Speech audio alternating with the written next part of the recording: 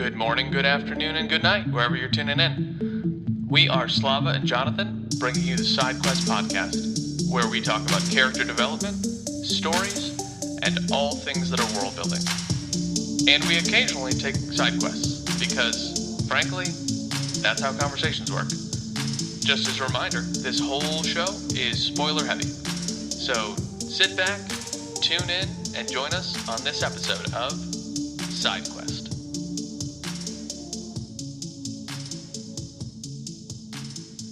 Good afternoon, Slava. Afternoon, Jonathan. Good people. We are... All those in the interwebs. Yes, and all of you wonderful listeners. I did something different yesterday. Oh, yeah? Yeah. I made my first public, transparent advertisement for our podcast on my social media. It's not a big post. It was just like, hey, I've been doing a podcast since January if you're interested in books. Something simple. And so I'm, just one ad, going to see if that, I've got 5,000 folks on social, this one specific social media platform, and curious if it'll give us a spike of some kind. Because we've been doing this since January, so. Right. Well, if it's correct that most successful ads like that get anywhere from 2 to 7% response, like a click-through rate, and out of that 2 to 7% of 5,000 actually listen to more than one episode, I'm good with that. Maybe. And the thing is, this platform, I don't post on it very often. I don't even get on it very often because I'm just busy. So usually when you're absent from a platform, they're like, hey, by the way, your friend posted for the first time in a long time, whatever. Yeah. So we'll see. We'll see. I don't know. I did tell, and shout out if she hears this. This is full dork. Actually, no, I didn't tell my mom, even though today's Mother's Day. And I just saw her. I told my old guild leader from my MMORPG days. Okay. Am, that's the tag that she went by. Am. And she is an avid reader. And I told her if she's got any recommendations, we'd be happy to have her on. Been friends with her since, man, it's got to be 2010, 2011? Wow. I've even gone out to see her in the state she lives in a few times and hung out with her and her husband, and it's super cool. I like meeting folks from the internet. I think it's a good time. She would always yell at us during our raids because she was our best healer, and we would always stand in fire or poison or whatever the things were that got us killed. And, there's cooldowns on your skills.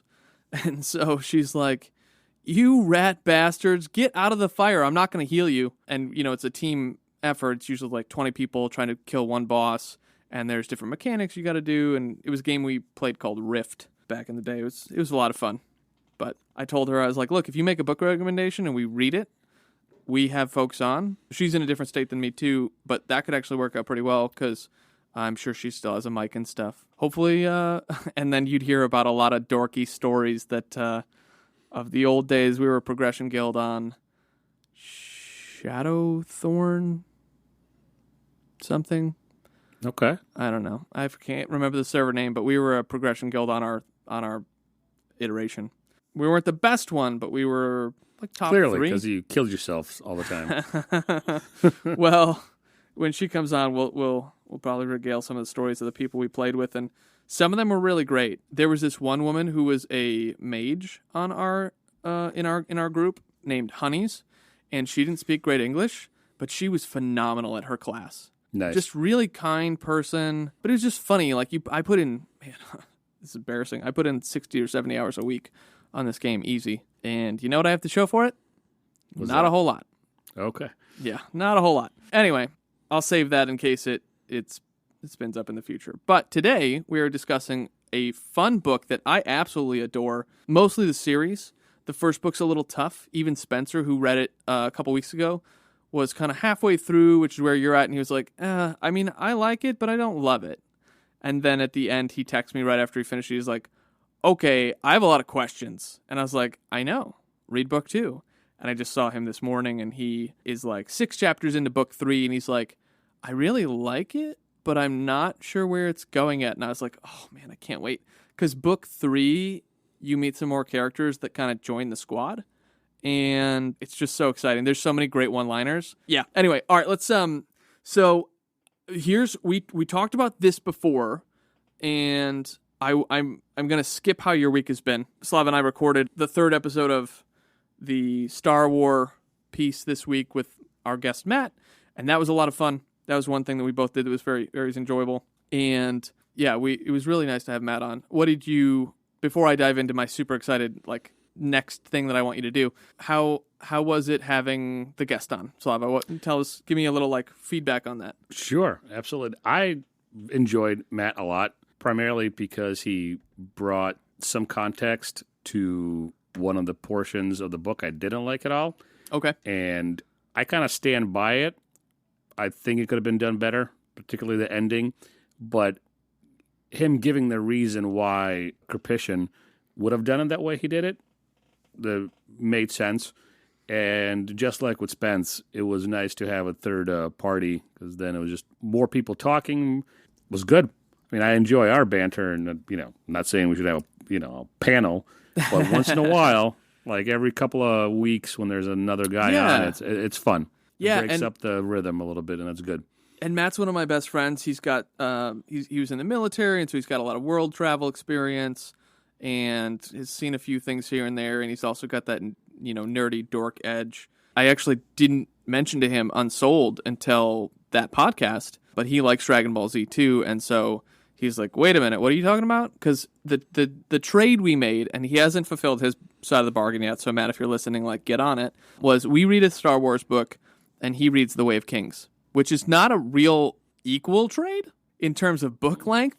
Right. It took us 10 episodes. But I told him, I'm like, look, I promise you will enjoy The Way of Kings in a similar fashion to how you enjoy Star Wars. Because the questions, the characters, the main character of The Way of Kings is a military guy. Certainly have a lot in common with that guy and the suck that he goes through, right? So he's currently actually just diving into Warbreaker, because that's my go-to intro to Sanderson for folks.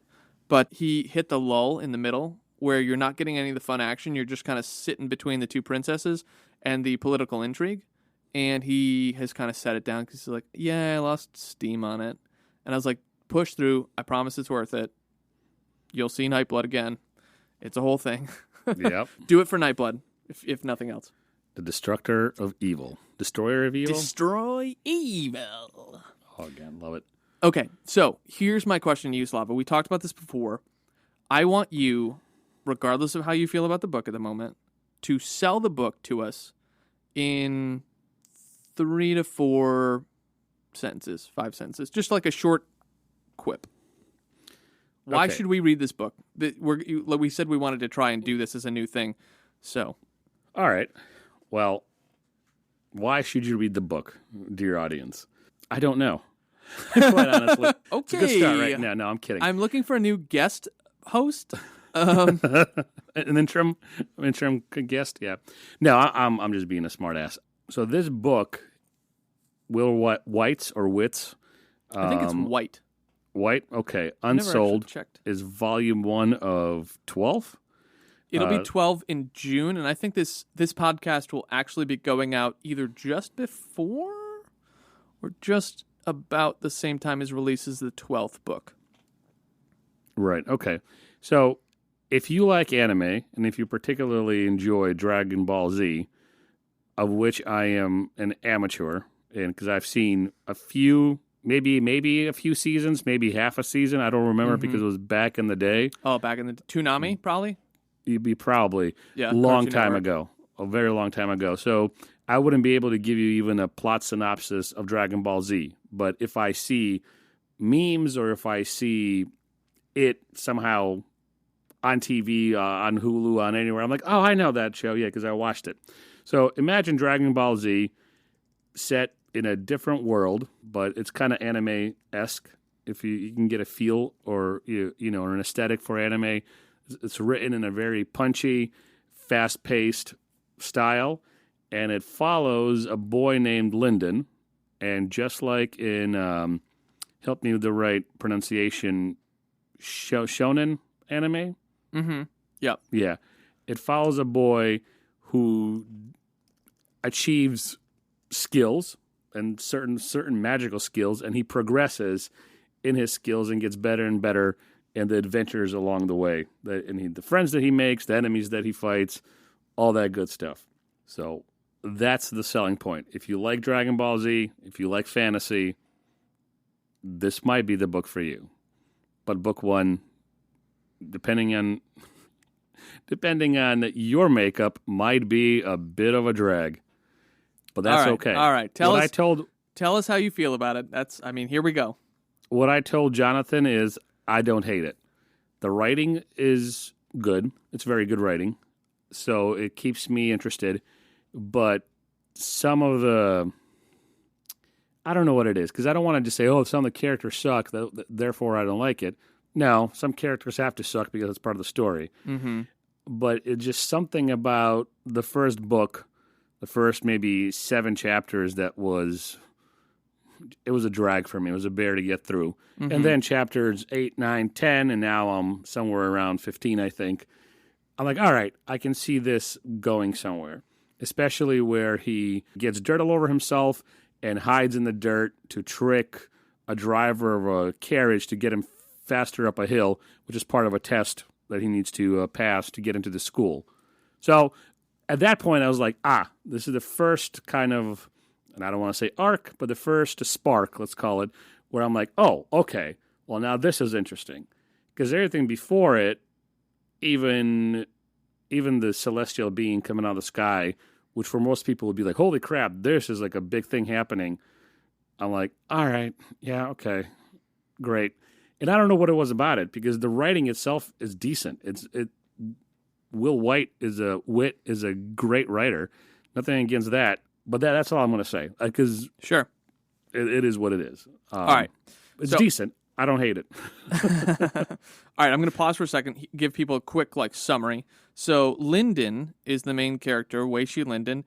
This world and the culture of this world is, like Slava said, it's shonen, it's anime styled. So being of Asian flavor, all of the families and clans start with last name first. So Wei-Shi is the family name of the clan that he's from. And his first name is Linden. So Linden is born Unsouled, the one person in his family unable to use magical paths of the sacred arts. He uses every trick and technique he can borrow or steal to improve his life. But it seems he will never be able to join the ranks of the truly powerful. That is, until the heavens descend and show him the future. When Linden becomes the only one who sees the approaching doom, he must leave his homeland to save it, and to see how far he can go by walking his own path. So, this is actually a really good synopsis of what happens in the first book, which is great, and similar to what you said, Linden has to use, it's in this line, he uses every trick and technique he can borrow or steal to improve his life. And then you were just giving an example. If you could start at the beginning real quick and just give us kind of the quick bullet points of what he's gone through so far in the plot in the first... What'd you say, 13 chapters you're in? 13 or so chapters, yeah. Yeah, it's a 20-chapter book, so he's about halfway through. So, what's happened so far with Linden? And Yeah. So, chapter 13, I just looked it up. Anyway, so we meet Linden at an early age in this ceremony where their soul is tested. They see, by they I mean the elders, see their soul, their talent, what they're predisposed to in some sort of magical realm, and then they give them the equivalent of a job. This is what you're going to be. This is your new path, and this is what you're going to study.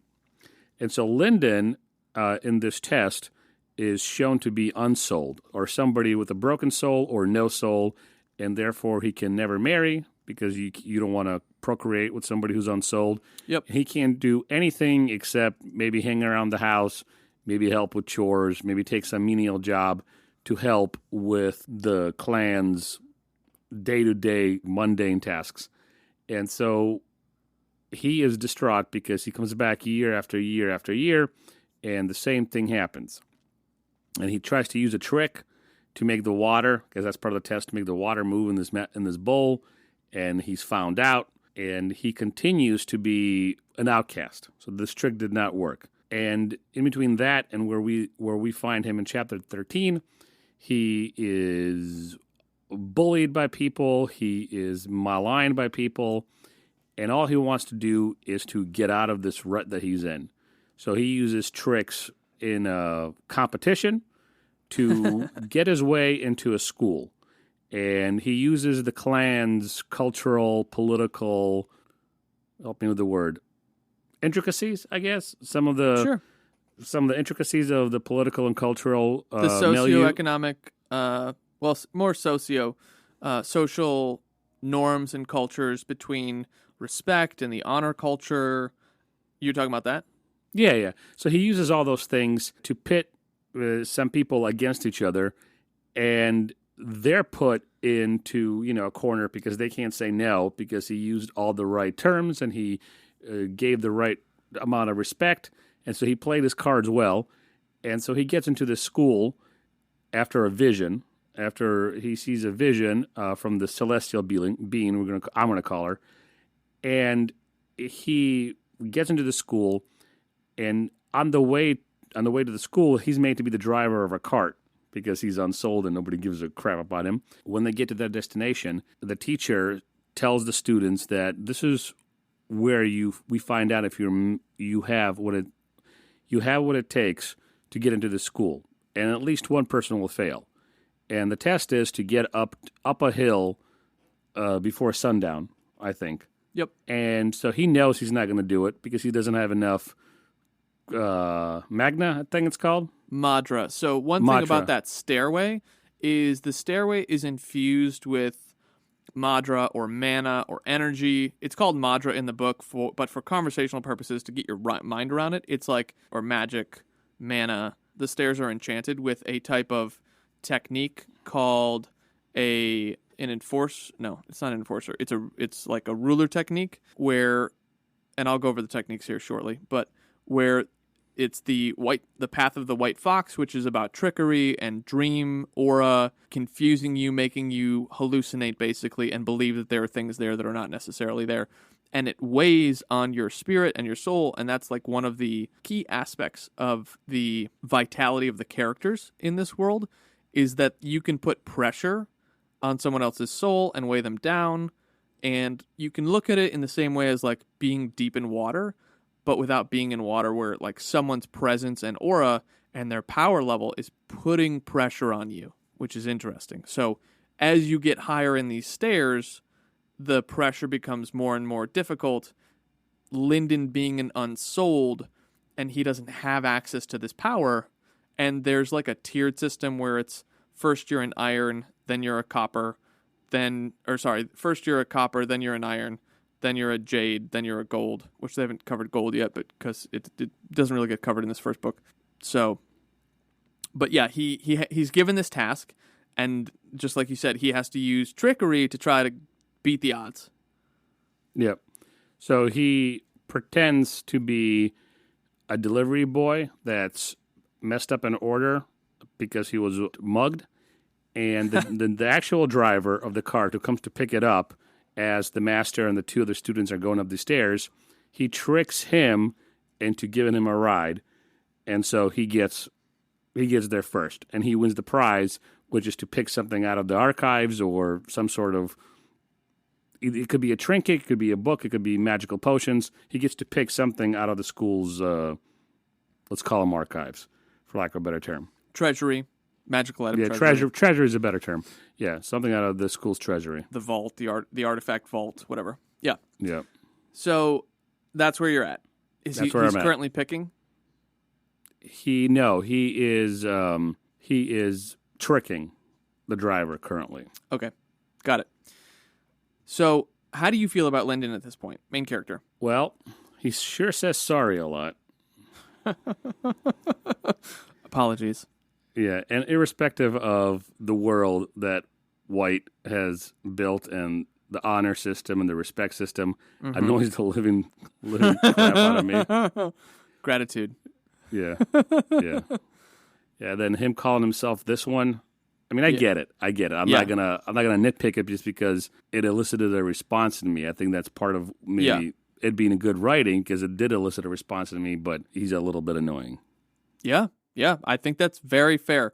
And I will tell you, so I'm doing that thing that I always do, and I'm reading multiple books a week still. I'm on book 9 of Cradle because I'm rereading it because book 12 is about to come out. And in his journey, there are moments where he gets to see himself. Well, he gets a moment of self-reflection on him doing that so much. And he finds it embarrassing. So just know that there's character growth there. Excellent. I'm very happy for Lyndon. Yeah. Yeah, Fascinating. Okay, so what do you think? So Lyndon has a sister and 2 parents. And what do you think about his sister, first off? And then what do you think about his parents? his sisters are right, I guess, because of the culture of these clans. Because there's such a hard hierarchy and a caste system almost. They kind of are annoyed by Lyndon because he's unsouled. He's almost troublesome, right? Because if he wasn't unsouled, then their clan could move up the caste system or the hierarchy. To answer your question more directly, his sister seems like a typical older sister. I like his mom. His mom seems kind. His dad seems kind of a D-bag. Yeah, that's fair. His dad is a D-bag. Facts. And his family, so earlier in the book, you saw him, again, using trickery to try to find a spirit fruit, if you will, right? Mm-hmm. Yep. So one of the things that happens in this world is there's vital life aura that just exists in the regular state of the world. And so objects, both animals, trees, they can absorb that over years and years and basically create a rich environment to produce either intelligence in themselves, or in this case, this fruit was produced by a tree that was aging and aging, and it was in an unsafe area, and Lyndon found a way to capture that fruit through some struggles and whatever, and he brought it back to his family, and when you take it, it helps give you a power-up, a permanent increase in power. And so his family, and this is where his dad's a dingus, and his mom is not super great either, but his sister at least has some respect for him. Not a lot, but some, because she's on a path that seems unfettered, and she's kind of ahead of her time a little bit age-wise, and the fruit, when they eat it, will give them this power-up. So the 3 people who didn't risk their lives to go get the fruit, so Lyndon risked his life to get the fruit. He got it through struggle, but he did get it. And then his parents are like, all right, how are we going to split this up between the 3 of us? His sister and the parents. Totally ignoring him. This is the type of character that you're dealing with where it's, a very an Oliver Twist, discarded. He's not an orphan, but, it's the same attitude that you give towards an orphan because you've just discarded them. Society has discarded Lyndon. And he's like, apologies, but the person who went and got the fruit and risked their lives at least get a bite. I understand why we're doing this for Weishi Kelsa, his sister, and for you, but you guys have kind of served your time, and shouldn't I at least get a bite? And then Kelsa's like, yeah, I mean, he did risk his life for this and did bring it back, so we should give him something. His father's pissed, and his mom is reluctant, but he does end up getting a little bit of it. And one of the things that I really enjoy about Will Wight's writing in this series specifically is when you think that the character's going to get a leg up, he doesn't. And this is a regular thing that happens where you're like, oh, this is the time where he finally gets like a little bit of a boost. And he's like, and nothing really happens. And that's a common occurrence in this journey where he constantly lets the main character fail, try his best, and fail, which is rare, right? Like, yeah. Bane, we just read the Star Wars series, book 1. And Bane, he has some moments of failure, but you don't feel it as viscerally because it's not failure after failure after failure. It's just like, oh, it's failure, minor success, failure, sort of failure, little better success. Like, there's a rhythm to it. And in this one, I didn't feel like there's a pattern in his success moments, which is why I would classify this under progression fantasy, because each book, Lyndon gets stronger. But each book in itself is an adventure and... yes. Well, not adventure, but a struggle. It's a struggle to get to the next level or to get to the next location, because it's not always a specific level. Sometimes it's a location, sometimes it's an item. It's part of the journey, as the Radiants say, journey before destination. So he has to go through these struggles. And the thing is, Will lets you suffer with him. And I think that's one of the things I really love about this book is even though his character can be annoying, I remember when I was annoying as a young buck. And yeah, and I remember being like that. But when you're in that, you don't know that you're being annoying. Well, I did, but not always. Sometimes you do, sometimes you don't. Sometimes you do, sometimes you don't. But that's one of the, like, it's like I resonate with this character, I think in a similar way that you resonate with Ciri from Warbreaker, where it's like you see things about yourself in the character, and this idea of being born below standard and kind of being discarded is something that I resonate with. And seeing him achieve literally against all odds, but also still having to be polite and sort out his internal emotions about being polite and still trying to force himself to succeed is something that I think is absolutely incredible, because I believe it's every man's story. It's every person's story that if you want to achieve something, even if you were dealt reasonable cards, you will have to struggle and suffer to achieve that in some capacity, for the most part, unless you're in that top 0.1%. But even then, everybody has struggles and obstacles they have to overcome.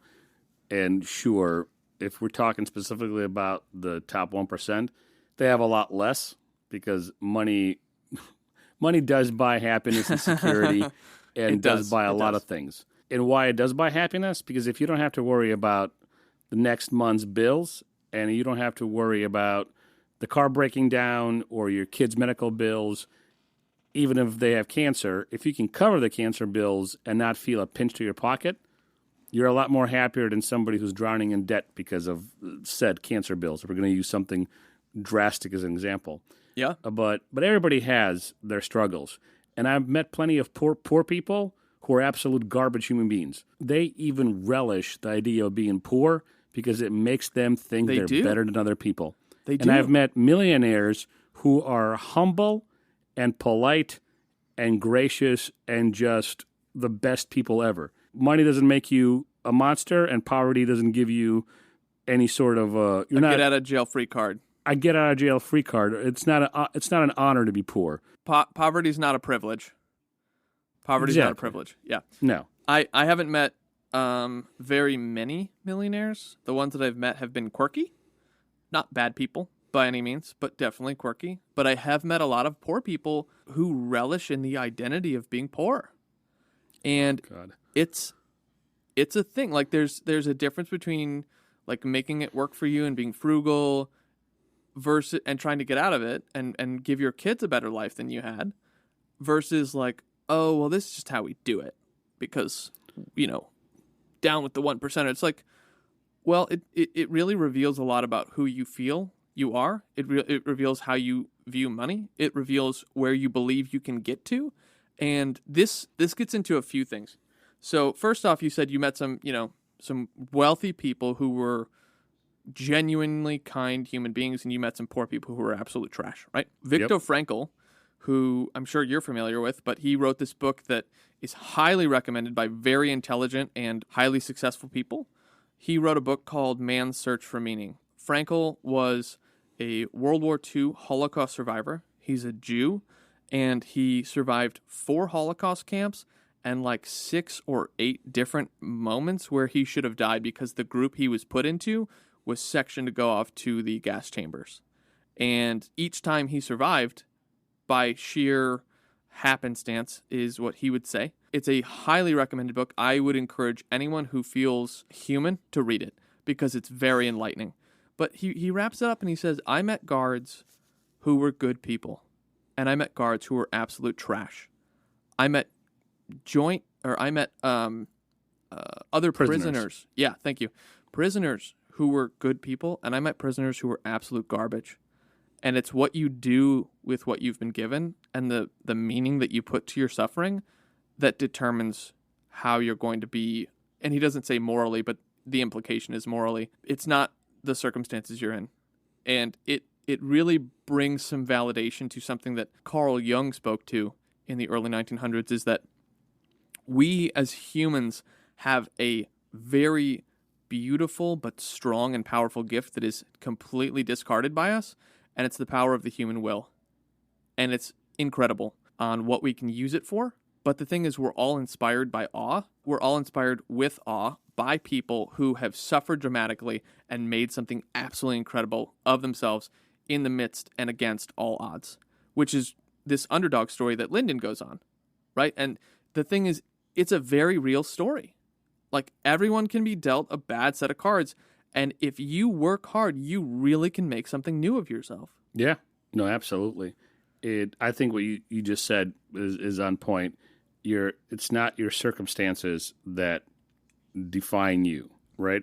And that goes back to the poor people that I mentioned that I know, and myself, having stood in line as a kid for government cheese, I understand what it is to live on food stamps. Yeah. And I understand what it is to go to the shelter and get shirts 2 sizes too big of the losing team's championship shirt that was made in case they won, but now they're like discarded, and to wear a shirt 2 sizes too big to school that says New York Mets, world champions, when that year they didn't win the world champions, right? Yeah. And being, and obviously being made fun of, right? And I'm not like crying about being made fun of. Yeah. But so I understand what it is to be poor, and now having, definitely not part of the 1%, but now having more money than I think my family made in a lifetime, I make in a year, and not having to worry about, next month's bills, and being able to go buy a T-shirt of whatever team I want or not want, right? I can buy anything I want. Today, after church, my wife and I went to wine tasting, then went out and had some mussels at lunch, and now I came home and I'm recording a podcast with you. So my life is okay, and I've seen both sides of the track, and I've seen just absolute garbage human beings, douche nozzles, on both sides of the track. Yeah. And that goes for religion, too. I've met plenty of Christians who are just absolute trash. 8 years in seminary, you meet all kinds. I've met absolute trash Christians and decent, honest, non-Christians, whatever. So... And of different religions. Yeah. No matter what the circumstances you're dealt with, they're not a badge of honor, right? No. It's what you do with them that you can achieve honor. You can do honorific things. You can do things that are worthy of being called honorable. You can do honorable things as a billionaire and as a homeless person. Both can be honorable and both could be just trash. Yeah.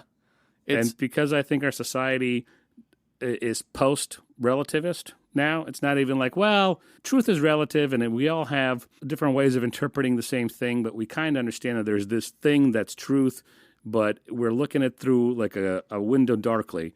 Mm-hmm. Now it's like you have your truth, I have my truth, everybody has their own truth, which is absolutely a horse shit because it just falls apart. With any meaningful debate, it falls apart. Yep. But because of that nonsense, we now attribute honor and worth and morality to irrelevant things because we've lost any semblance of rational discourse of how we understand the world. Anyway, I digress a little bit. So earlier you made a comment about the Mets losing. My dad and my older brother both love the Mets. So I think it's a to me in my life, I think it's a funny thing to say. And I just picked it out of my hat. I know. Yeah. I know you both. I know your brother and your dad both love the Mets, and I didn't pick it because no. That's the one thing that came to me. Yeah. It's a New York thing, right? You've got the Mets and the Yankees. It's a thing. Yeah. But it's it's funny. It's not funny, but it's relevant to me. I didn't have the same level of poverty as you growing up, but when I left home, like I got kicked out of places that I was living because I was trying to entrepreneur. I literally chose poverty because I was like high risk, high reward. And I failed. Man, I failed so hard to the point where I couldn't pay rent. I couldn't afford food sometimes. I took a different path where I was too proud to go ask for help from anyone, and then eventually had to be a burden on my family where they had to cover some of my bills because I couldn't pay. Like it's embarrassing. It's not a proud time in my life, and part of it is the fact that I paid to go to art school, which was a poor decision. The school itself, the living in New York was great, but the school itself was not. I would have been better just moving to New York and doing anything else. because the debt has been following me for the last, 2023, 2007, to like 16 years, and it's not paid off yet.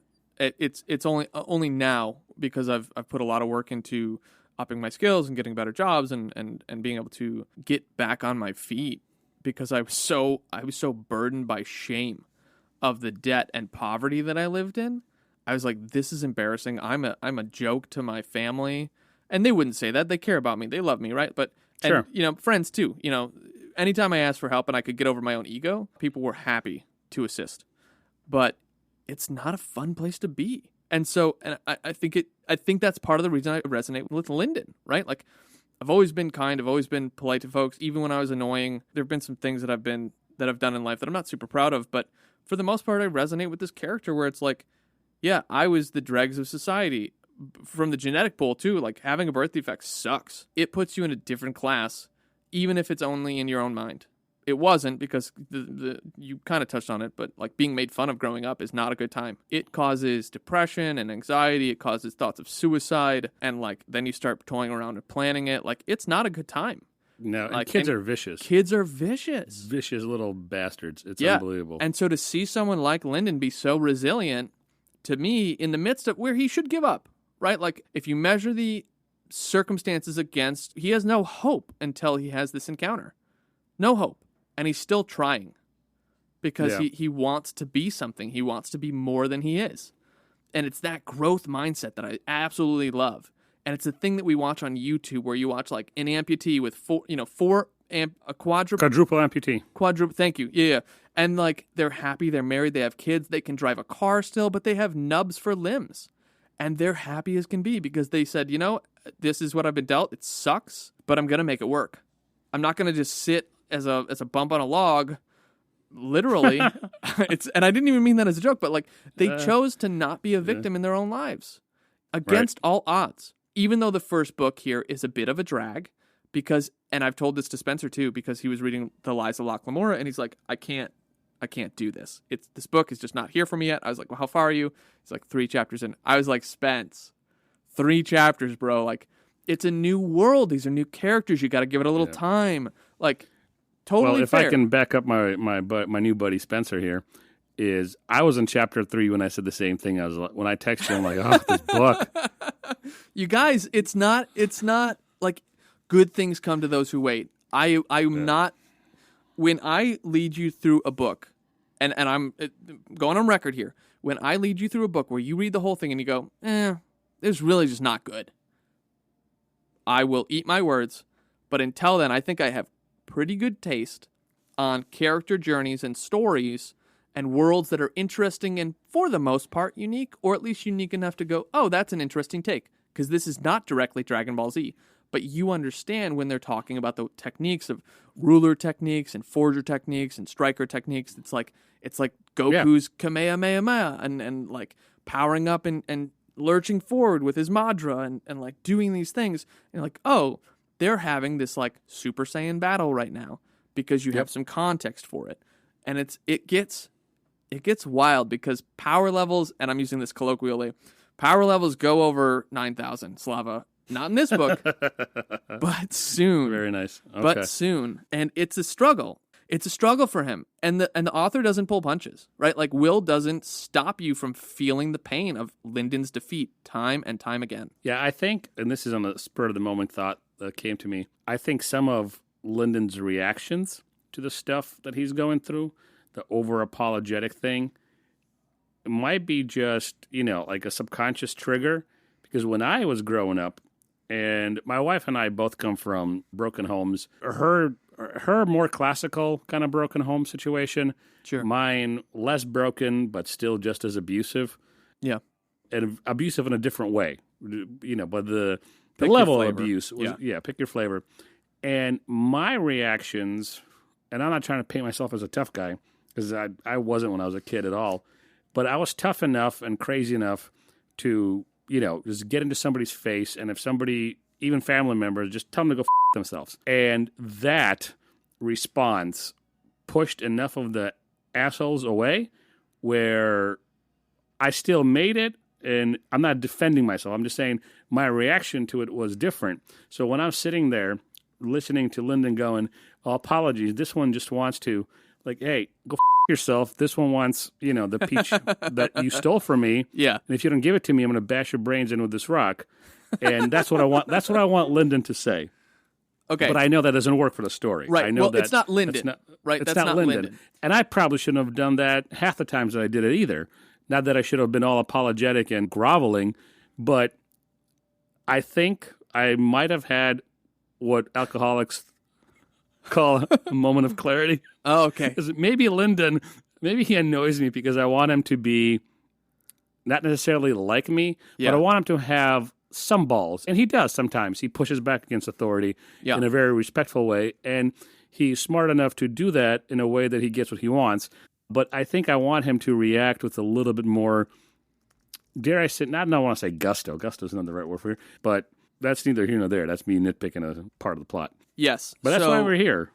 It is. And we've gone over this a few times where characters that I really love, you're like, meh, it's okay. Like, I get why you love the character and you love a different character. Yeah. So, and based on knowing you, I kind of knew you wouldn't really like Lyndon, and that's okay.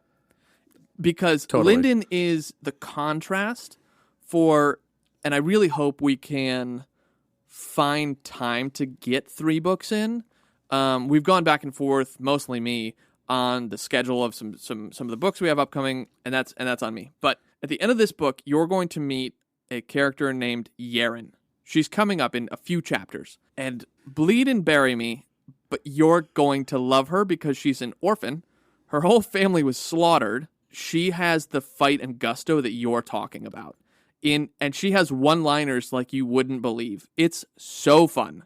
So you're going to love her, and she's with the pack for a long time in this series. She's what you're looking for, and it's this really fun contrast between the two of them because Lyndon's constantly apologetic, and she's like, no, but in her very colloquial one-liners. So, 2 things. The second thing first. This will be 3 for 3 now, where a book you suggested, I resonated more, and I liked more a female character than I liked any of the male characters.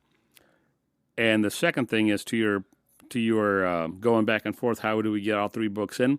We can always alternate. We can do Unsouled, then another book, then the second part, which is, I forget what it's called, and then, another book. So if we alternate, we don't bore our audience who might not want to sit for, 12 episodes of Will Wight. It's worth it, though, I promise. Yeah.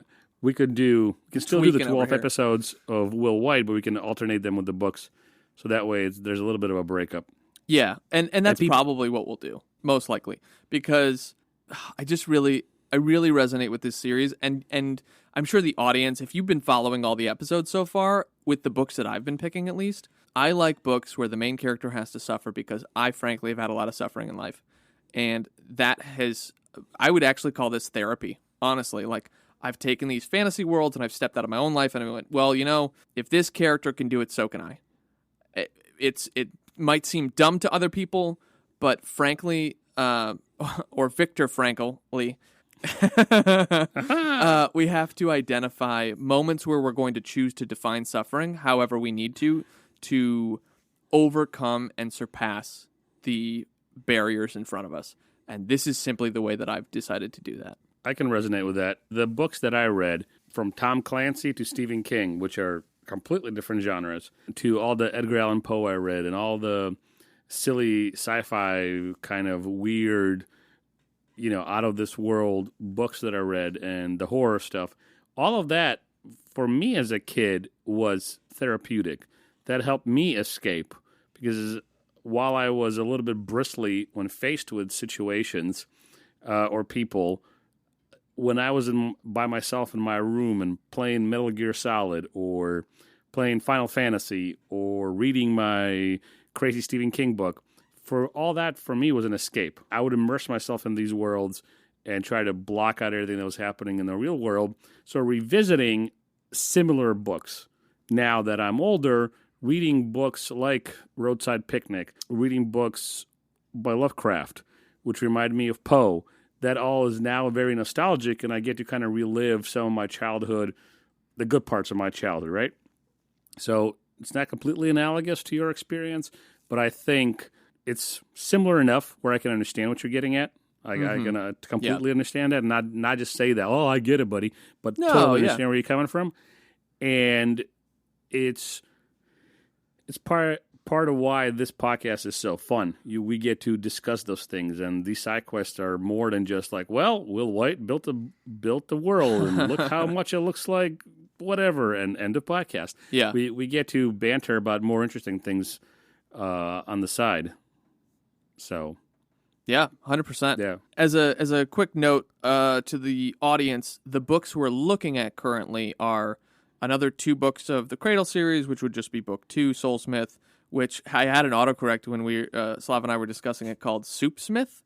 Well, I called him Will Smith, so it's fair enough. Fine. Yeah, it works. And then Black Flame, which is book 3.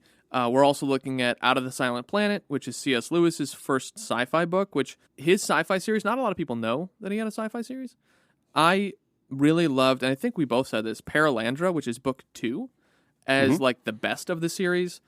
Out of the Silent Planet, which is book 1, as the second best. And then I think we both didn't finish the third because it gets too overwhelmed in its own pseudo-philosophical roundabout stuff. And I think, honestly, we should probably push through and finish it at some point. But that's on the docket. The Liza Locke Lamora is still something. And I sent Slava a text from Spencer who, when he finished it, he's like, oh my God, that was great. In other words, but that was the gist of it.